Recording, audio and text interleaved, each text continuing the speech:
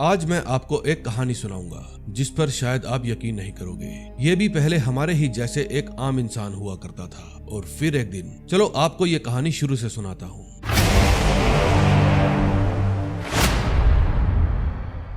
ये है हाकान। ये एक चंचल स्वभाव का थोड़ा इमोशनल टाइप का लड़का है। इसके अब्बा और इसके दोस्त मेमो के अलावा इसका इस दुनिया में कोई नहीं है। मोहल्ले में भी सब लोग इसको प्यार करते हैं। इन दोनों का सपना मार्केट के बीच एक शॉप ओपन करने का है जिसमें हर तरह का एंटिक सामान मिलता हो, लेकिन इस काम के लिए इनको चाहिए थे पैसे। इनका सपना उस दुकान से पैसे कमाकर ऐसी ही बड़ी बड़ी बिल्डिंग खरीदने का है। फिर ये अपने अब्बू की शॉप पर जाने लगता है जो कि एक पुराने बाजार में पड़ती है। वहाँ कभी कभी ही कोई कस्टमर पहुँच पाता है। इसके अब्बू के पुराने और एंटिक सामान की शॉप थी। तभी उनकी शॉप के बाहर बैठी एक ज्योतिष बताती है कि तुम कोई दुकान करने के लिए नहीं बल्कि बहुत बड़ा काम करने के लिए पैदा हुए हो। लेकिन हाकान ये बात मजाक में डाल देता है। फिर वो अपने अब्बू के पास जाता है और कहता है कि मैंने नई दुकान के लिए बहुत ही शानदार जगह देखी है, बस कुछ महीने के किराए का इंतजाम हो जाए तो मैं धंधा बहुत ही मस्त जमा लूंगा। फिर उसके अब्बू हर बार की तरह इस बार भी मना कर देते हैं क्योंकि अब्बू हाकान और मेमो को निकम्मा समझते थे। वो कहते हैं ये बाजार 600 साल पुराना है, मैं इसे छोड़कर कहीं नहीं जाऊंगा। फिर जब वो अपने क्लाइंट के सामान की डिलीवरी देने जाता है तो वहाँ एक चोर को पकड़ता है और उसे चोरी ना करने के लिए समझाता है। तभी वहाँ एक आदमी आता है जो बच्चों से चोरी करवाया करता था। वो कहता है, सुन बे, आइंदा मेरे काम में टांग अड़ाई तो तेरी खैर नहीं, चल फूट ले यहाँ से। अगले सीन में हम द फैजल नाम की एक कंपनी को देखते हैं। तभी वहाँ उस बिल्डिंग के मालिक मिस्टर फैजल आते हैं। फिर उनकी असिस्टेंट लैला उनको बताती है कि आज आपकी प्रेस कॉन्फ्रेंस है। फिर मिस्टर फैजल प्रेस कॉन्फ्रेंस में जाते हैं और बताते हैं कि आज से 1500 साल पुरानी बिल्डिंग का टेंडर मुझे ही मिलने वाला है। तभी वहाँ उनका कॉम्पिटिटर आता है और कहता है ये तुम्हारा ख्वाब है क्योंकि टेंडर तो मुझे ही मिलेगा। फिर फैजल अपने बॉडीगार्ड मजहर को इशारा करता है और वहाँ से चला जाता है। दूसरी तरफ हाकान उसी बिल्डिंग के अंदर एक फॉरेनर को कालीन डिलीवर करने जाता है। वापिस आते समय वो एक लंबी लाइन देखता है। फिर पूछने पर उसको पता चलता है कि ये सब नौकरी के इंटरव्यू के लिए आए हैं। फिर वो भी फॉर्म भर के इंटरव्यू देने पहुंच जाता है। उनका इंटरव्यू लैला ले रही थी। हाकान ने लिखा था कि मैं यहाँ जॉब करके पैसा कमाना चाहता हूँ और फिर एक एंटिक शॉप खोलना चाहता हूँ। लैला पूछती है ऐसा फॉर्म कौन फिल करता है। हाकान कहता है जो सच है मैंने वही लिखा है। फिर लैला उसको रिजेक्ट कर देती है। हाकान बताता है दरअसल मेरा एक दोस्त है, हम दोनों मिलकर एक एंटिक शॉप खोलना चाहते हैं। फिर वहाँ से ही हमें और तरक्की करनी है, बस इसीलिए मुझे ये जॉब चाहिए थी, चाहे पार्ट टाइम या नाइट ड्यूटी ही सही। लेकिन कोई डिग्री ना होने के कारण या फॉरेन लैंग्वेज ना आने के कारण लैला हाकान को मना कर देती है। तभी जब वो उस बिल्डिंग से नीचे उतर रहा था तो उसकी नजर वहाँ पर काम कर रहे एक वर्कर पर जाती है। फिर वो भांप लेता है यहाँ कोई हादसा होने वाला है। फिर वो जल्दी से वहाँ जाकर एक लड़की की जान बचाता है। सब लोग इसके काम पर तालियां बजाते हैं। इस बिल्डिंग के मालिक भी इसे ऐसा करते हुए देख लेते हैं। फिर जब शाम को वो अपने अब्बू के पास बैठा था तब वहाँ एक लेडी आती है। वो उनको एक टेक्सचर दिखाती है और कहती है मैं ऐसी ही एक कमीज ढूंढ रही हूँ। हाकान के अब्बू कहते हैं बदकिस्मती से ये हमारे पास नहीं है। हाकान कहता है बाबा ऐसी चीज शायद मैंने कहीं देखी है, लेकिन उसके अब्बू टाल देते हैं। वो औरत उस कमीज के लिए मुंह मांगी कीमत देने को तैयार थी। फिर वो अपना कार्ड देकर वहाँ से चली जाती है। हाकान कहता है बाबा ये कमीज मैंने अपनी ही दुकान में देखी थी, मैं अभी लेकर आता हूँ, लेकिन उसके अब्बू मना कर देते हैं। फिर वो मायूस होकर वहाँ से चला जाता है। उसके जाने के बाद उसके अब्बू किसी को फोन करते हैं और कहते हैं अब उसे सब कुछ बताने का वक्त आ गया है। फिर शाम को मेमो अपना सारा सामान लेकर वहाँ आ जाता है और कहता है मालिक ने घर से निकाल दिया।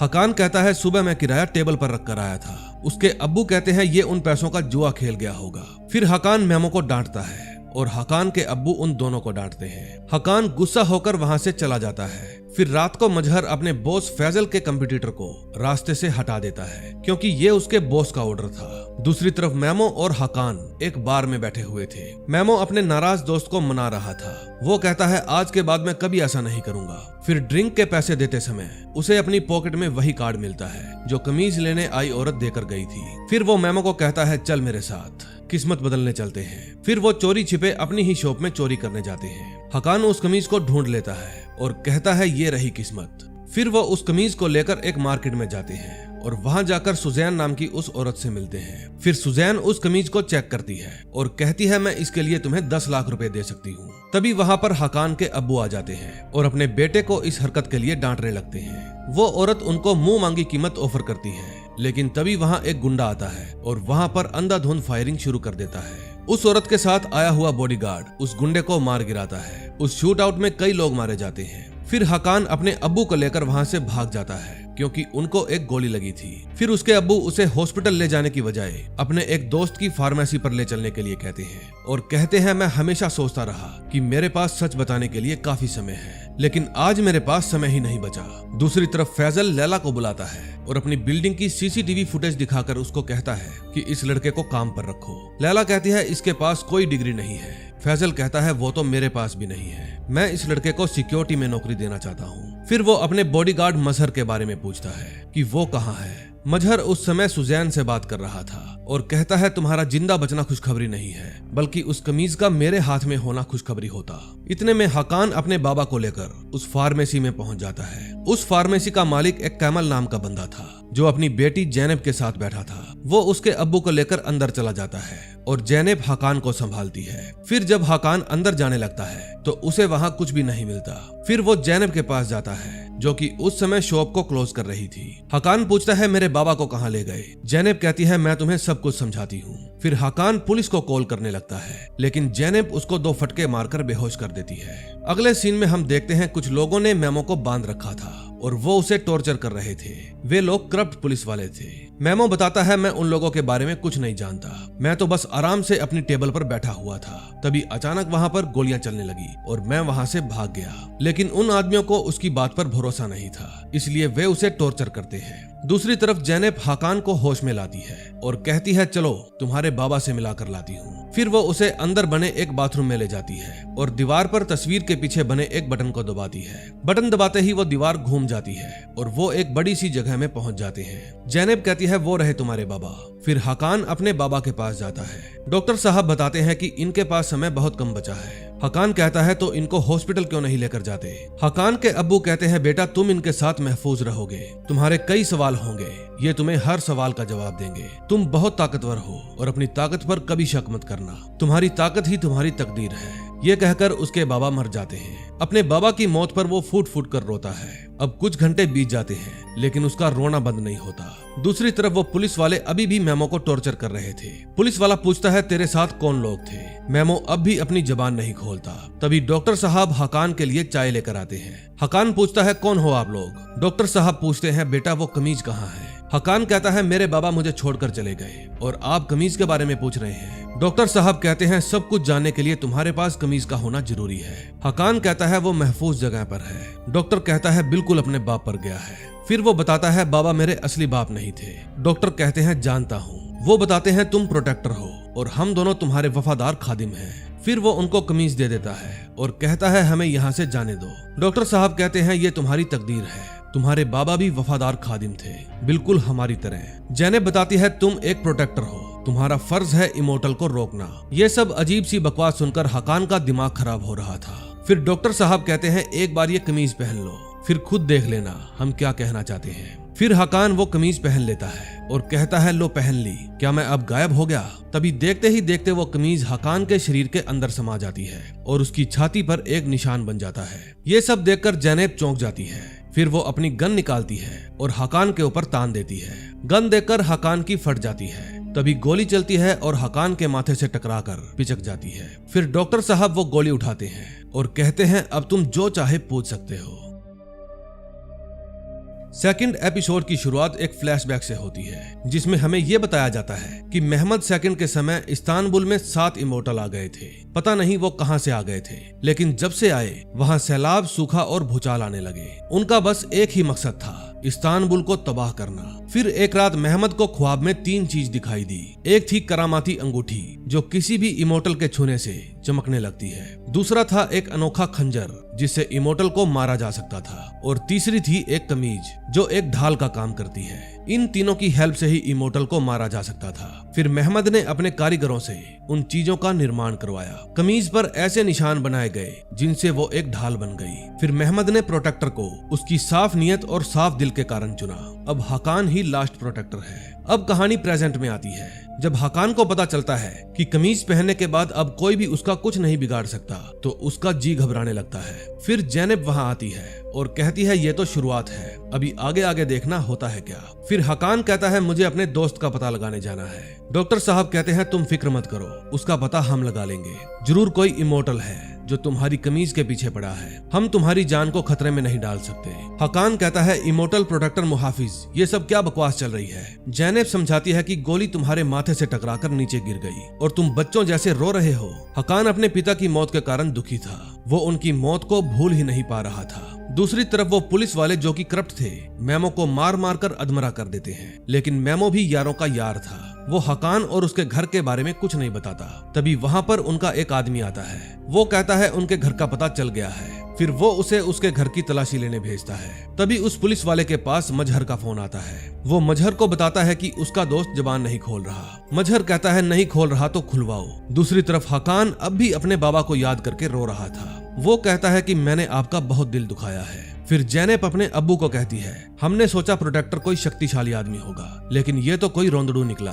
डॉक्टर कहता है बाप मर गया है इसका, अगर इसकी जगह तुम होती तो। जैनब कहती है इससे मुझे कोई फर्क नहीं पड़ता, इमोर्टल को खत्म करना इसके बस की बात नहीं है, ये अनट्रेंड है। फिर डॉक्टर कहते हैं इसको ट्रेंड करो, इस्तांबुल की तकदीर इसके हाथों में है।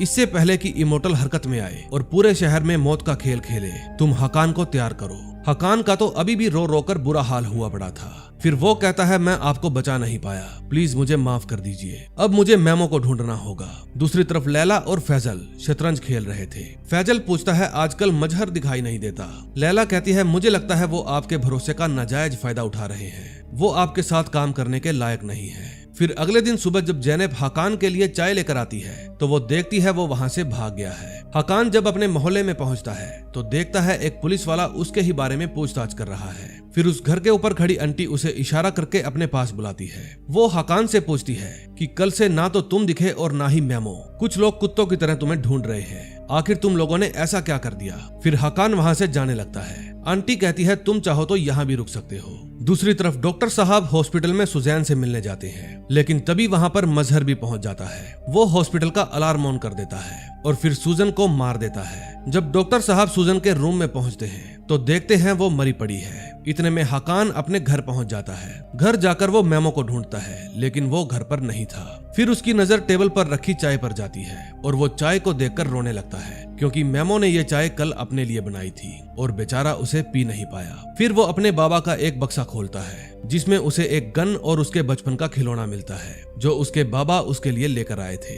वो उस खिलौने को देखकर इमोशनल हो जाता है, क्योंकि उसके बाबा ने वो खिलौना अब तक संभाल कर रखा हुआ था। इस बक्से में उसे एक फोटो भी मिलती है जिसमें उसके बाबा, डॉक्टर साहब और उन दोनों के साथ एक आदमी और खड़ा था। दूसरी तरफ वो आदमी आकर बताता है कि मुझे मेमो के घर से उसका फोन मिला है।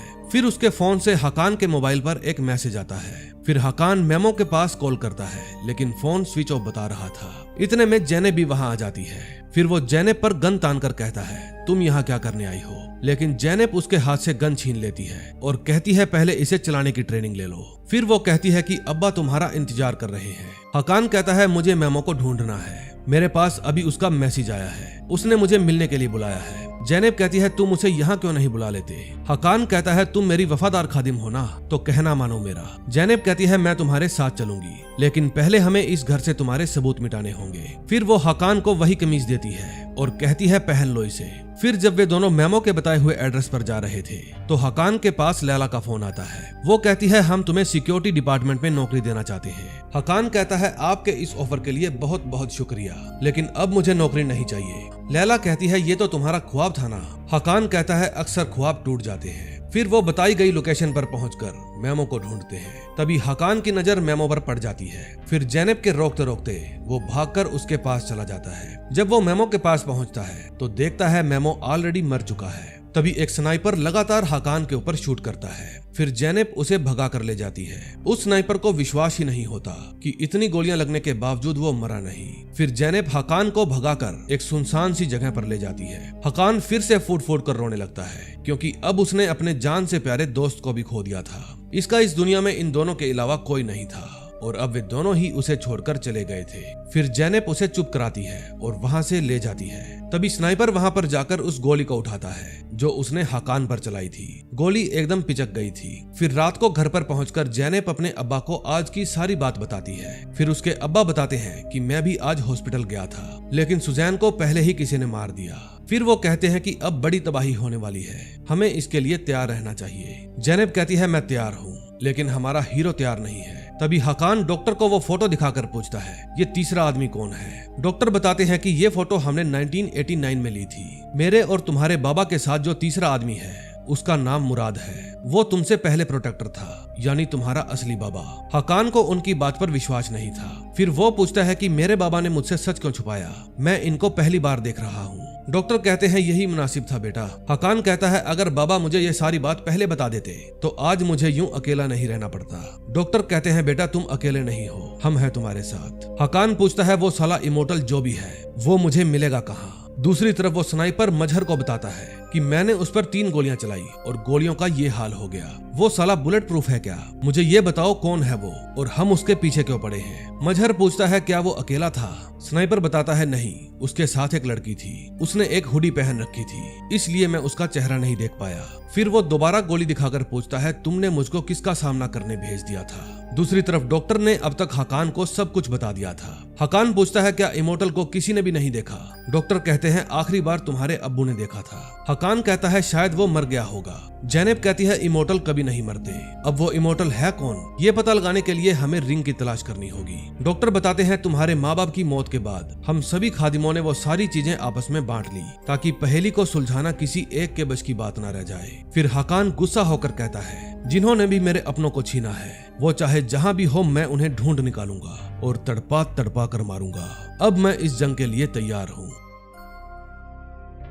3rd एपिसोड में हम देखते हैं हकान की ट्रेनिंग शुरू हो जाती है। जैनब उसे नए नए दाव पेच सिखाने की कोशिश करती है, लेकिन हकान कहता है तुम मुझे कम मत समझना, मैंने भी बहुत से लोगों को पीटा है। तभी वहाँ डॉक्टर साहब आ जाते हैं। जैनब कहती है मुझे यूनिवर्सिटी में जाना है, कुछ काम है। दूसरी तरफ मिस्टर फैजल लैला से पूछते हैं क्या तुमने उस लड़के से बात की? वो कहती है कि उसकी कुछ फैमिली प्रॉब्लम चल रही है, मैं खुद कल उससे मिलने जाऊंगी। फिर वो कहती है कि मैंने उससे भी बेहतर लोगों की लिस्ट बनाई है। फैजल कहता है कि मैं गुंडे जैसी शक्लें देख देख कर थक गया हूँ, अब मुझे उस लड़के जैसे स्मार्ट बंदे चाहिए। अगले सीन में हम देखते हैं जैनब यूनिवर्सिटी के बहाने अपने बॉयफ्रेंड से मिलने आई थी जो कि यूनिवर्सिटी में एक प्रोफेसर था। फिर वहाँ से जाने से पहले वो उसे कह देती है कि आज से हम दोनों के रास्ते अलग अलग हैं क्योंकि मुझे अपनी लाइफ में और भी बहुत से काम करने हैं। दूसरी तरफ स्नाइपर फिर से मजहर से मिलने जाता है। वो उसे बताता है कि उस दिन वो मैसेज जिसके पास डिलीवर हुआ था वो ये बंदा है, लेकिन मैं श्योर हूँ मैंने इस बंदे को गोली नहीं मारी थी, मैंने इसका घर अच्छे से चेक करवाया है,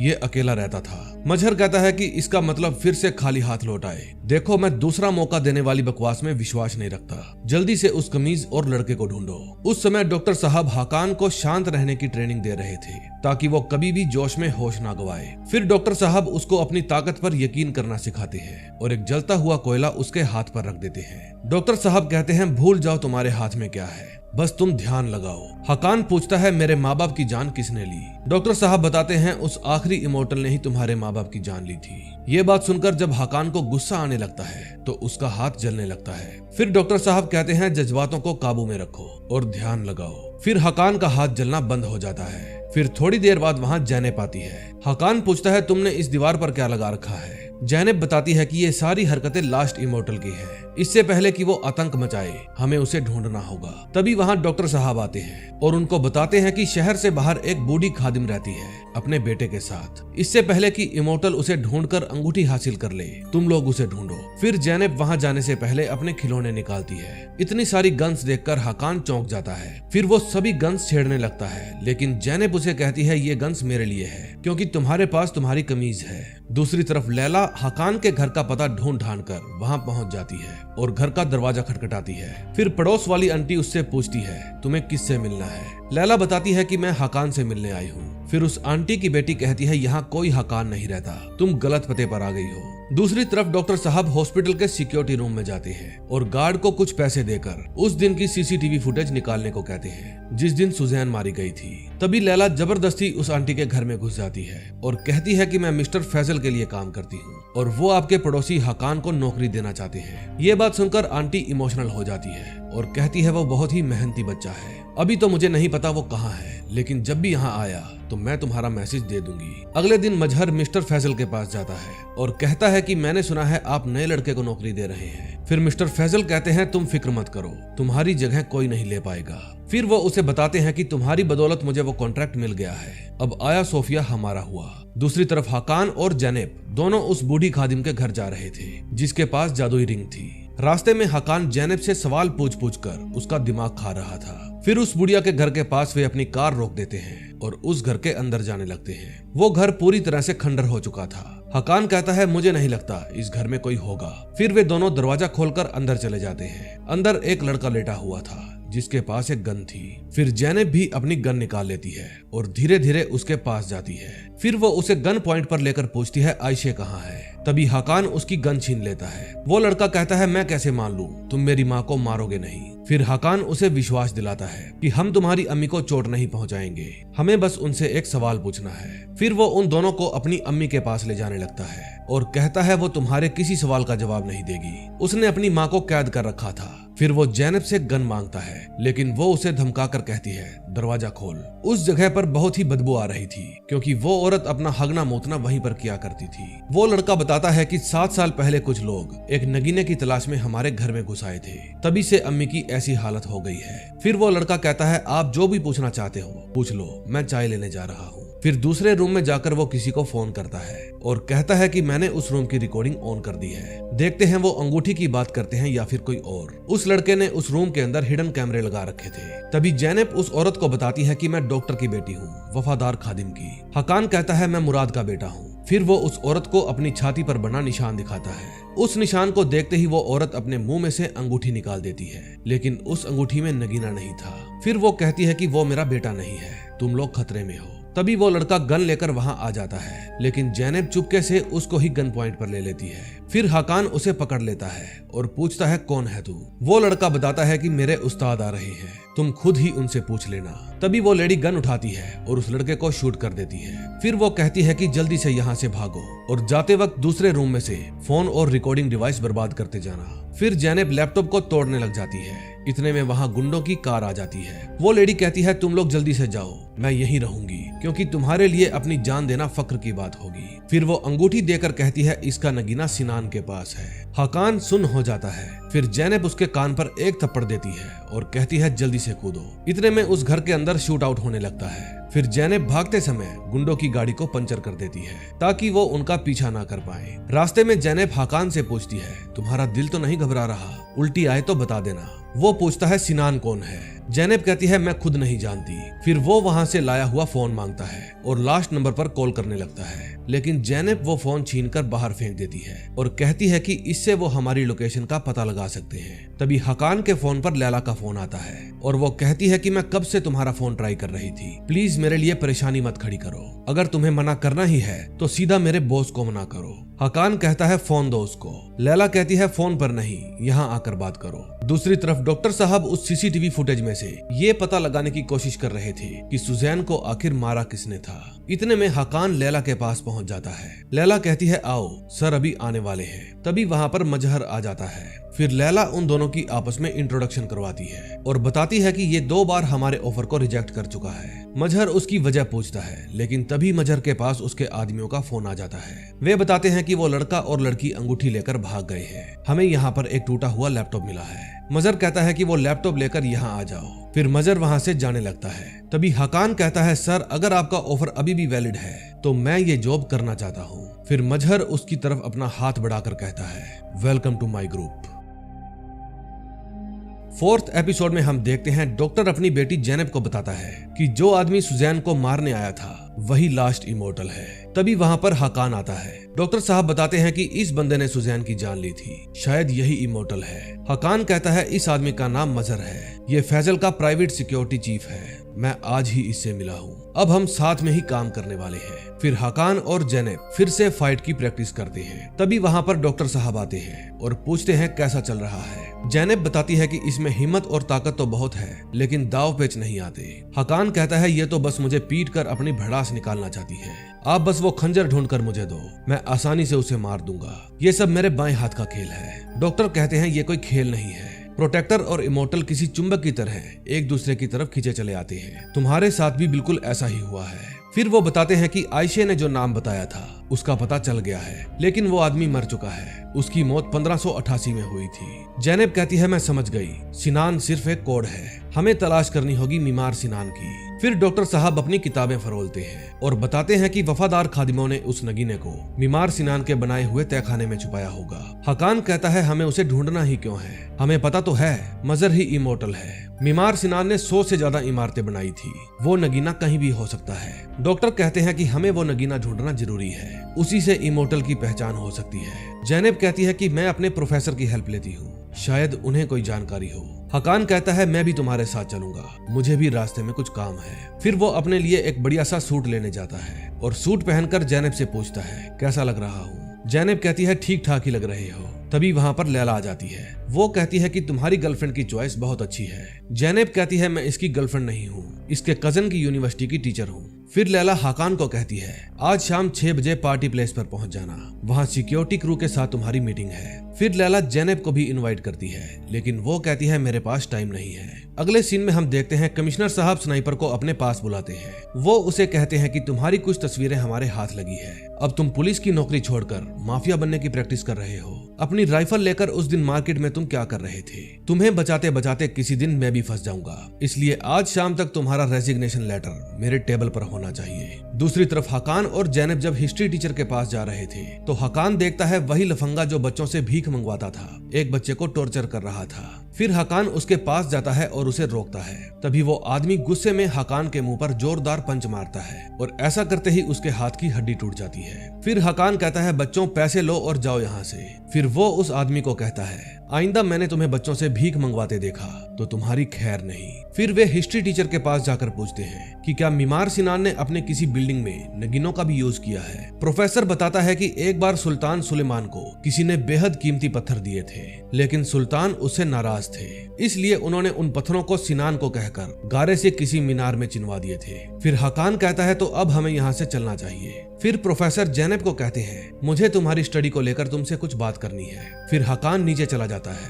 प्रोफेसर पूछते हैं कौन है ये लड़का? जैनब कहती है ये मेरा दोस्त है, क्या आपको जलन हो रही है? फिर प्रोफेसर कहते हैं छोड़ो इसे, अब हमारी अगली मुलाकात कब होगी? लेकिन जैनब बिना कोई जवाब दिए वहाँ से चली जाती है। अगले सीन में हम देखते हैं स्नाइपर मजहर के पास जाता है और कहता है भाई मैं अपनी नौकरी नहीं खोना चाहता, तुम्हारे एक फोन से मेरी नौकरी बच सकती है, या फिर तुम उसे थोड़ा पैसा खिलाकर भी चुप करा सकते हो। मजहर कहता है मैंने तुम्हें कमीज लाने को कहा था लेकिन तुम नहीं ला पाए, मैं कुछ नहीं कर सकता। स्नाइपर कहता है अगर तुम हमारा साथ नहीं दोगे तो कोई तुम्हारा साथ नहीं देगा, मेरे जैसा वफादार बंदा तुम्हें कहीं नहीं मिलेगा। फिर मजहर बिना कुछ कहे वहाँ से चला जाता है। तभी हकान और जैनब वहाँ की सबसे बड़ी मस्जिद में जाते हैं और उसकी मीनार चेक करने का फैसला करते हैं। फिर जब वे मीनार के एंट्री गेट पर पहुंचते हैं तो वहाँ उन्हें एक गार्ड मिलता है, वो उन्हें अंदर जाने से मना कर देता है। फिर वे एक तरकीब निकालते हैं। जैनब उस गार्ड के पास जाती है और कहती है क्या आप मेरी फोटोज क्लिक करेंगे? मेरा मंगेतर रेस्टोरेंट गया है। गार्ड कहता है इंस्टाग्राम पर मेरे पूरे 1600 फॉलोवर्स हैं, मैं फोटोज खींचने में माहिर हूँ। फिर जब वो जैनब के साथ बाहर चला जाता है तो हकान उसके कैबिन में जाता है और मीनार की चाबी निकाल लेता है। फिर वो जैनब के पास जाता है और कहता है एक फोटो मेरी भी ले लीजिए। दूसरी तरफ लैला अपने बॉस के पास जाती है और बताती है कि छोटी तिजोरी से 1 लाख यूरो निकल गए हैं, मुझे शक है ये काम मजहर ने किया है। फैजल कहता है मैं जानता हूँ, शायद उसे कोई जरूरत होगी तभी निकाले होंगे। फिर फैजल लैला को एक तोहफा देता है। लैला उस बॉक्स को खोलकर देखती है, उसमें एक खूबसूरत सा लॉकेट था। दूसरी तरफ उन दोनों के हाथ कुछ नहीं लगता क्योंकि वहाँ पर कोई भी नगीना नहीं था। जैनब कहती है मुझे उस अंगूठी में कोई खास बात नजर नहीं आ रही। हकान कहता है चीजें हमारे आसपास ही हैं, बस हमें देखने का नजरिया बदलना होगा। तभी मजहर अपने स्नाइपर को 1 लाख यूरो देता है और कहता है कि इसे अपने चीफ को दे दो और हाँ इस बैग को भूल कर भी मत खोलना। दूसरी तरफ जैनब हिस्ट्री के कागजों को फरोल रही थी कि वो नगीना उसे कौन सी बिल्डिंग के कौन से मीनार में मिल सकता है, लेकिन उसके हाथ कोई भी महत्वपूर्ण जानकारी नहीं लगती। तभी उसके दिमाग की खिड़की खुलती है और वो अंदाजा लगाती है कि शायद वो नगीना बीमार सिनान के मकबरे में होगा। अब शाम को आया सोफिया के टेंडर मिलने की खुशी में पार्टी शुरू हो जाती है। फिर मजहर हकान के पास जाता है और कहता है तुम सिर्फ नजर रखो कौन क्या कर रहा है, लेकिन किसी को भी डिस्टर्ब मत करना। तभी हकान का मोबाइल बजता है। मजहर कहता है मोबाइल यूज मत करो। वो फोन उसके पास जैनब ने किया था। दूसरी तरफ वो स्नाइपर एक खाली बिल्डिंग के बाहर अपनी कार रोकता है। फिर उसके मन में लालच आ जाता है क्योंकि वो अपने चीफ को 1 लाख यूरो देना नहीं चाहता था। फिर वो जैसे ही वो सूटकेस खोलता है तो वहाँ पर बॉम्ब विस्फोट हो जाता है जिसमें वो मारा जाता है। फिर मजहर अपने बॉस के पास जाता है और पूछता है आपको इस नए लड़के में क्या नजर आया। फैजल कहता है वही जो कभी तुम में नजर आया था। तुम दोनों का हुनर एक जैसा है, इंतजार करो, वक्त आने पर सब कुछ पता चल जाएगा। हकान उस समय लैला से बातें कर रहा था। फिर बातें करते हुए वे एक दूसरे के थोड़ा करीब आ जाते हैं। शायद आग दोनों तरफ लगी हुई थी। फिर वो खुद को संभालता है क्योंकि पहले ही दिन वो अपनी नौकरी से निकाला नहीं जाना चाहता था। फिर लैला हकान को अपने बॉस से मिलवाने ले जाती है। हकान अपने बॉस को नौकरी देने के लिए शुक्रिया कहता है। मिस्टर फैजल कहते हैं नौकरी देने वाला मैं कौन होता हूँ, आपकी किस्मत आपको यहाँ खींच लाई। फिर हकान थैंक यू कहकर वहाँ से चला जाता है। फिर फैजल की नजर जैनब पर पड़ती है और वो पूछते हैं ये कौन है। लैला कहती है मैं अभी देखती हूँ। फिर लैला जैनब को कहती है आखिर तुम आ ही गई। वो कहती है मैं यहाँ हकान से मिलने आई हूँ, वो मेरा फोन नहीं उठा रहा था। फिर लैला उसे बताती है कि आया सोफिया एक ऐतिहासिक बिल्डिंग है और तुम हिस्ट्री लवर हो। अगर तुम चाहो तो मैं तुम्हारा नाम असिस्टेंट के तौर पर लिस्ट में डाल सकती हूँ, लेकिन जैनब मना कर देती है। उनकी बातें मिस्टर फैजल बड़े ही ध्यान से सुन रहे थे। तभी वॉशरूम में एक आदमी हकान को कहता है नए भर्ती हुए लगते हो, मैं जर्नलिस्ट हूँ लेकिन बाकियों जैसा बिल्कुल नहीं हूँ। लोग मुझसे दूर रहना ही पसंद करते हैं। उम्मीद है तुम मुझसे उलझना नहीं चाहोगे, अपना ख्याल रखना। ये बात हकान को भी समझ में नहीं आती। तभी उस पार्टी में एक सहमा हुआ सा लड़का आता है। फिर वो चाकू निकालकर मिस्टर फैजल के ऊपर हमला कर देता है, लेकिन हकान उसे पकड़ लेता है और बाहर ले जाने के लिए कहता है। वो लड़का चिल्लाता है कि ये मेरे बाप का कातिल है। फिर उस लड़के को पकड़कर पुलिस स्टेशन ले जाया जाता है। वहाँ भी वो चिल्लाता रहता है फैजल एक कातिल है। वो जर्नलिस्ट जो हकान को वॉशरूम में मिला था वो बड़े ध्यान से इस वाकया को देख रहा था। फिर कुछ पुलिस वाले हकान से भी पूछताछ करते हैं। तभी जैनब उसके पास आती है और बताती है कि नगीने का पता चल गया है, पापा का मैसेज आया है, वो हमारा फार्मेसी में इंतजार कर रहे हैं। तभी वहाँ पर लैला आ जाती है। वो हकान को ड्रिंक के लिए इनवाइट करती है। फिर हकान जैनब को कहता है तुम जाओ, मैं थोड़ी देर में आता हूँ। फिर जैनब अपनी फार्मेसी में जाती है और अपने अब्बा को आवाज देती है, लेकिन वो वहाँ पर नहीं थे, बल्कि उनका चश्मा नीचे गिरा पड़ा था। फिर वो तहखाने में जाती है और देखती है कि उसके अब्बू को किसी ने बांधा हुआ था। फिर वो अपनी गन निकाल लेती है, लेकिन तभी एक लड़का उसके ऊपर हमला कर देता है। अब एक तरफ तो जैनब अपने अब्बू की जान बचाने के लिए लड़ रही थी, तो दूसरी तरफ हकान लैला के साथ मौज मस्ती कर रहा था। दोनों ही तरफ मुकाबला बराबरी का चल रहा था। फिर वो लड़का जैनब को करंट लगाकर बेहोश कर देता है। अब नेक्स्ट वीडियो में हम देखेंगे क्या हकान अपने फर्ज पर पूरा उतरता है और जिस लड़के ने जैनब और उसके अब्बू को बंदी बना लिया था वो लड़का था कौन। फैजल का सिक्योरिटी चीफ मजहर क्या सच में इमोर्टल था? अगर हाँ तो वो हकान के साथ क्या करेगा? ये सब राज नेक्स्ट वीडियो में खुलेंगे। इसलिए अगर अब तक आपने हमारा चैनल सब्सक्राइब नहीं किया तो प्लीज कर लें और बेल आइकन दबाना मत भूलना, ताकि जैसे ही नेक्स्ट वीडियो आए आपको पता चल जाए। मिलते हैं नए दिन नई वीडियो के साथ। Till then bye bye.